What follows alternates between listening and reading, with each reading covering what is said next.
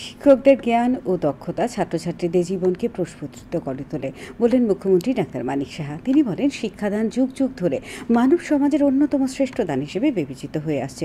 রাষ্ট্র নির্মাণে এর অবদান সর্বদাই সর্বোচ্চ স্থানে অবস্থান করছে। আজ আগরতলা নজরুল কলাক্ষেত্রে অখিল ভারতীয় রাষ্ট্রীয় শৈক্ষিক মহাসংঘের তৃতীয় ত্রিবার্ষিক রাজ্য কনভেনশনে কথা বলেন তিনি ছাত্রছাত্রীদের মধ্যে আরও গভীরভাবে স্বদেশপ্রেম জাগ্রত করার আহ্বান জানান।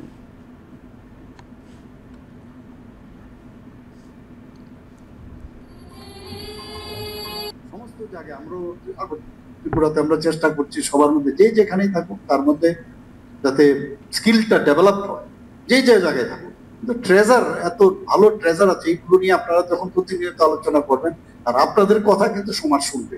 একজন টিচার যখন একটা কিছু বলে, মানুষ শুনে যে আরে আমার টিচার একটা সমাজের একজন বিশিষ্ট ব্যক্তি, কাজে এই যে ভাইব্রেশনটা নেক্সট জেনারেশনকে আপনারা নিশ্চয়ই দেবেন।